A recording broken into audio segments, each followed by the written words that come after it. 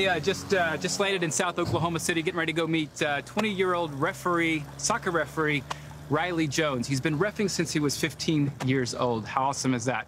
A couple of Sundays ago, he was actually reffing at Edmond Soccer Club, and unfortunately got to experience some of the biggest fears an official has. A life-threatening fear.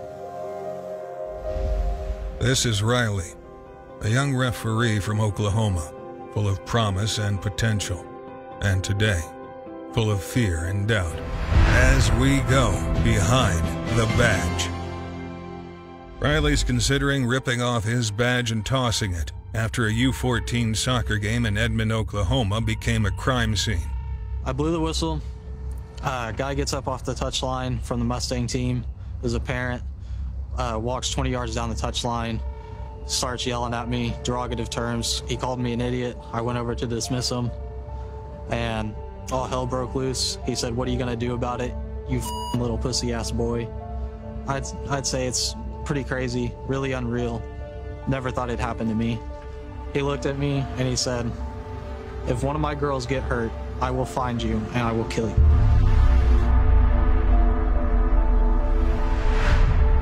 Rylee was looking for help. Anyone. Rylee describes the field marshal as slow, uninterested. So you're now beyond intimidated. You're fearful. The whole thing has escalated and blown up, and now you have this guy that has threatened to kill you twice. Yes. Okay, what did you do? After the field marshal got there, he took him off the field eventually, and I mean, he was mouthing with, the field marshal, but he was finally safer distance away from. Was he resistant to leaving? A little bit, yeah, but he was walking slowly. He eventually, left, yeah. But angrily, obviously. And after that, I asked my AR if we should suspend this game, and then he didn't really know. And I just made the decision to keep playing because I felt bad for the kids. Why? Why did you make the decision to keep playing?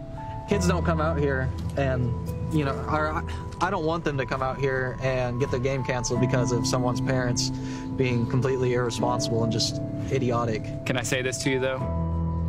You also can't let kids come out there and witness an adult to behave like that with no consequences. That's outside true. Of being escorted off the complex.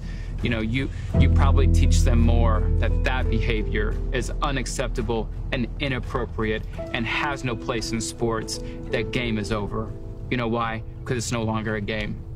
You obviously probably whistled for a field marshal or administrator, yes? Yeah, I blew my whistle hard once and then, made a yell at him to come over to the field immediately.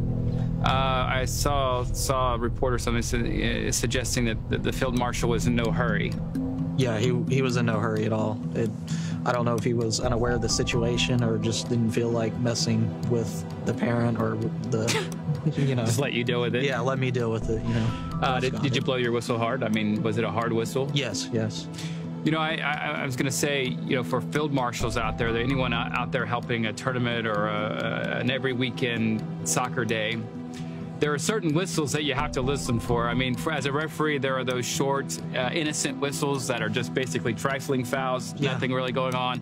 The harder the foul, the more intense the whistle.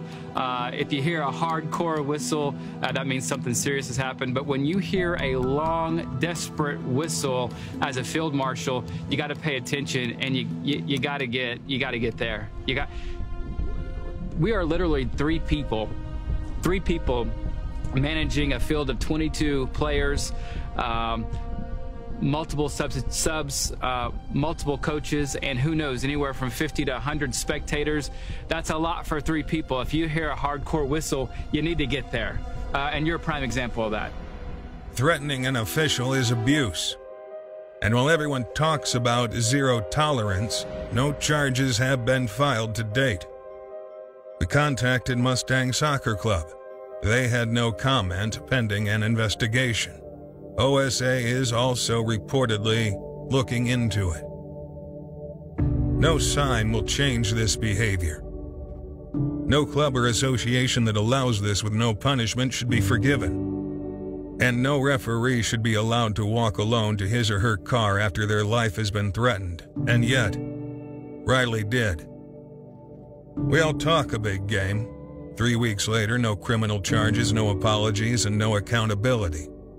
So we'll just go ahead and continue beating this almost dead horse.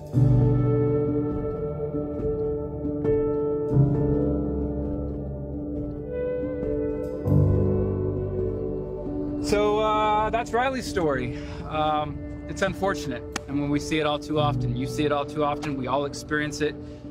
And listen, while you sit there and yell and scream and act like an entitled fool at these sporting events, you have to understand that the referee pool is getting smaller and smaller. So you can either sit there and watch referee abuse, whether it's verbal, hopefully not physical, or you can get involved and do something about it, put a stop to it. Or you can do this. The next time you have a bad referee, you can sit there and complain and moan and groan about it. But understand this.